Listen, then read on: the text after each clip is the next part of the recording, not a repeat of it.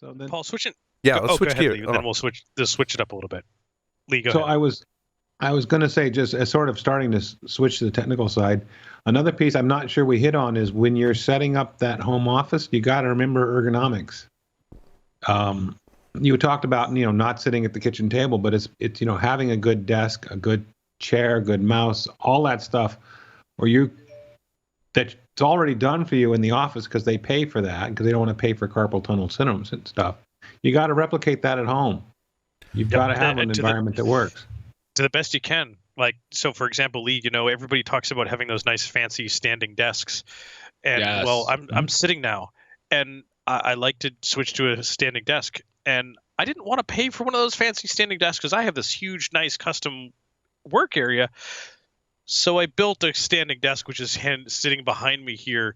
It's some pipe and it's a raised desk, and I have an HDMI switcher and a second keyboard that I just move over there. I stand and I can do stuff for work over there. I think it's a great transition, back and forth. right? You should trick out your home office like as much as you can, right? Make it the coolest, most comfortable workplace. Largely, well, one thing is like in your cubicle at work, you can only go so far with customizations before people start getting mad that you're got a Sawzall out. But at home, you have liberties. It's your property, and you want to look forward to going to work at home, right? Going to work in your office. I think Ed Scotus has done probably one of the best jobs ever in creating an office environment. And when you see pictures, I mean, Scott, you've got your Star Wars stuff in there. I mean, that's something I look forward to going into every day, right? I mean, lights. I have 3 monitors at home, whereas I only have 1 here for whatever. But like, I try and make it as cool and awesome. And ergonomics are important. You have a nice chair, mouse rests, and wrist pads, and the whole thing. Yeah. Yep. Yeah. And Next time on the next episode of Pimp My Office featuring Paul Asadoorian. Right? That would be an awesome show. I'd love that. some other things to think about is that Lee brought up those ergonomics and being comfortable and that type of stuff. This doesn't require tens or hundreds of thousands or even hundreds of dollars to make what you need work. Like, I know some people have those little things that they put their feet up on their desk, underneath their desk, so that they're in the right position. You can make that. Yeah, I've got one of those, and for me, the right position for me happens to be this plastic filing box where I keep all my files in underneath my desk that I can put my feet up on. Yeah. And like that, you know what that cost me? Technically, it cost me nothing because I needed to have the file box for my files.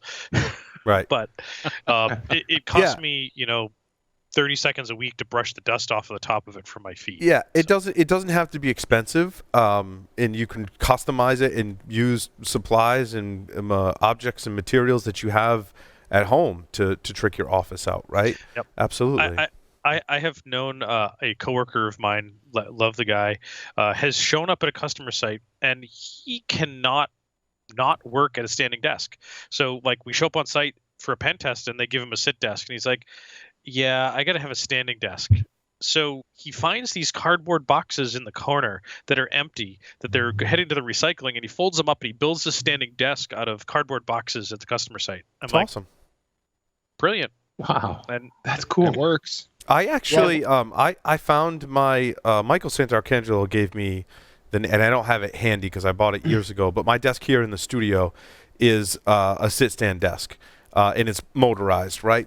But I want to say it was only a couple $100, like $300 maybe at most. It was inexpensive, right? Because they're usually like $1,000 or more, but it works perfectly fine. So you can find motorized sit-stand desks for not that much money.